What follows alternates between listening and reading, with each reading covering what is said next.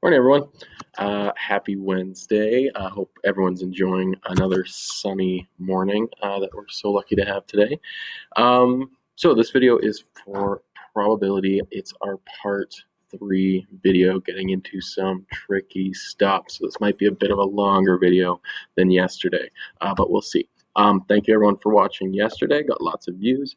Thank you for everyone for posting their lists of things. So that was fantastic to see. Okay, so let's get started for today. Okay, so just to remember that probability is all about the chance of different outcomes happening. Okay, so that's what we did the last couple of days. So we can say these outcomes are certain. So 100% they're going to happen. They are likely that they are more likely to happen than other things happening, but they're unlikely. So they're not impossible, but might not happen, or impossible. So things like the problem yesterday, Okanagan Lake turning into root beer. You all correctly identified that is impossible. That will never happen. That would be insane. Okay, so good job for that.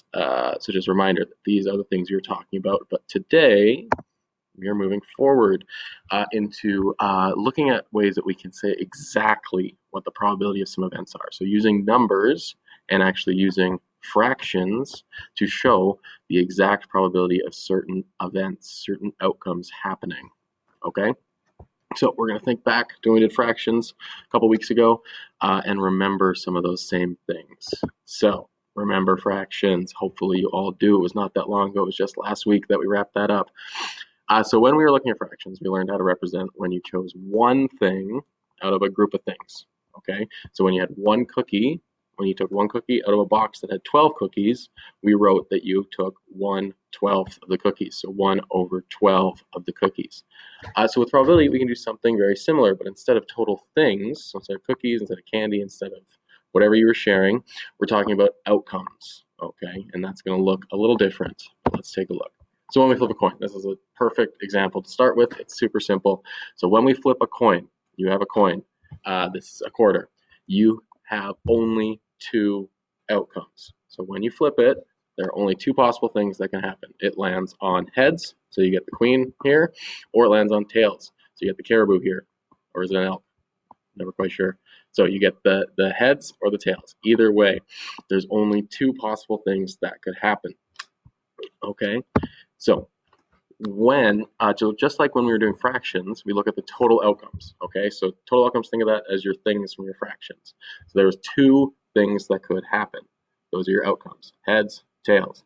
When you call a coin, so maybe you and a friend are saying who's going to go first. You decide to flip a coin. So you get to call it. You are choosing one specific outcome. So you are either saying, I want it to land on heads, or I want it to land on tails.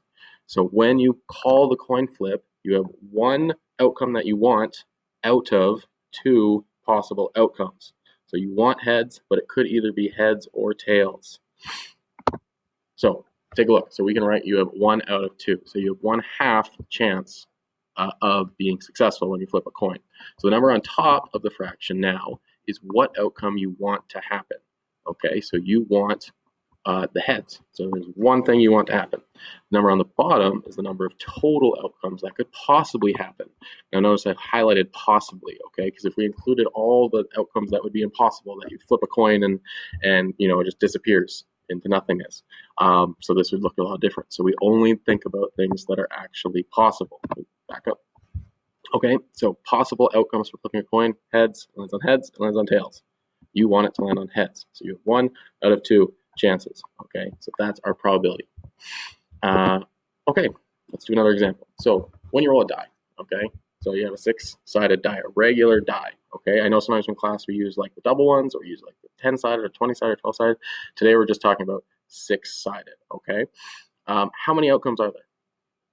Okay, how many outcomes could possibly happen when you roll a die? And I gave you a little hint here. It's the same as how many sides it has. Okay, so think about all the numbers that you could possibly roll on a die. How many are there? Now, if you wanted to roll one specific number, what do you think the probability of doing that would be if we wrote it as a fraction? Okay, so let's say you're playing Monopoly.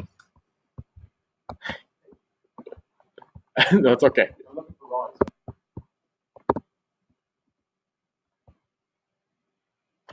Sorry.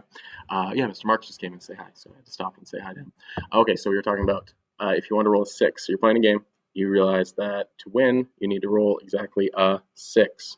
So that's one thing you want out of how many possible things. So remember, we can write it as a fraction. So the number on top will be how many outcomes we want. In this case, we just want one number. You want to roll a 6. And the number on the bottom is how many total outcomes are possible.